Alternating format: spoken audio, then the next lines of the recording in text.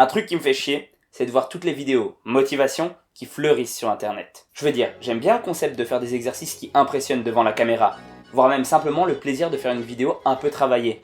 Et je suis pas à l'abri moi-même d'en faire une un jour, hein. Mais c'est le terme motivation qui me dérange. Dans notre monde actuel, et pas uniquement celui du sport, on a mis cette valeur au centre de tout. Comme si on avait besoin d'être motivé même pour mettre nos chaussettes le matin. Révélation incroyable, on s'en fout totalement de la motivation. Et je vais t'expliquer pourquoi. Alors je vais commencer par me contredire, en réalité on s'en fiche pas tant que ça. Il y a forcément besoin qu'il y ait une étincelle à un moment. Un truc qui te fasse très envie. Un peu comme quand la batterie de ta voiture est à plat.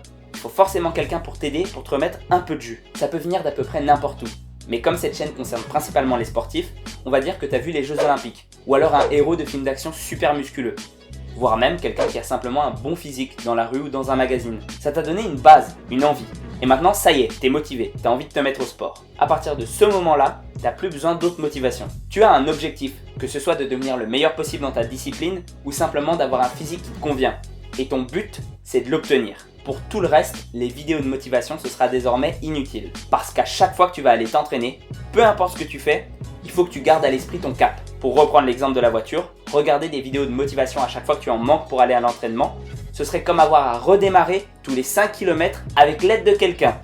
Long et chiant. Alors que le but, c'est qu'une fois que tu l'as lancé, tu puisses parcourir une très longue distance. Néanmoins, je peux parfaitement comprendre qu'on ait une baisse d'envie de temps en temps.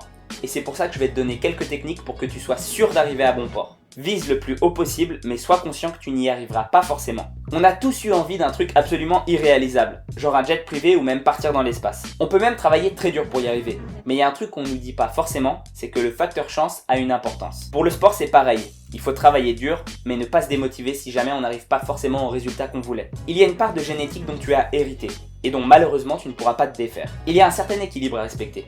Ça ne doit pas être un motif d'abandon du genre « De toute façon ça sert à rien que je continue à essayer, j'y arriverai jamais ». Mais pas non plus « Je vais m'acharner, quitte à me blesser et abandonner toute vie sociale ». Aborde les choses petit à petit.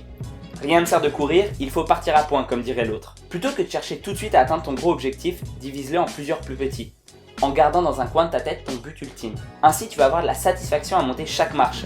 Et ça va t'encourager à redoubler d'efforts. Remplace le mot motivation par discipline dans toutes les phrases que tu fais, même dans ta tête. Ça semble super con dit comme ça, mais au lieu de te demander si tu as la motivation pour aller à l'entraînement, demande-toi plutôt si tu en as la discipline. Même Usain Bolt ou Arnold Schwarzenegger ont eu des moments faibles, mais ils ont été assez disciplinés pour continuer à s'entraîner. Écris tes objectifs, affiche-les sur le frigo et dis-les à d'autres personnes. Avec une trace, plus moyen de faire semblant qu'il n'existe pas, et donc plus moyen d'en louper un ou deux de temps en temps. Enfin, si rien de tout ça fonctionne, il y a la méthode ultime, mais elle est hardcore et déconseillée à certains, je te préviens tout de suite. Parie de l'argent avec quelqu'un sur un temps donné. Donne-toi des objectifs réalisables bien sûr, et quelqu'un de neutre, qui viendra vérifier à temps régulier si tu les tiens. Si tu ne le fais pas, tu devras cet argent à la personne. Il faut que la somme soit significative pour toi, sinon tu t'en ficheras. C'est un peu extrême, hein, et tu le fais à tes risques et périls. Je me dégage de toute responsabilité.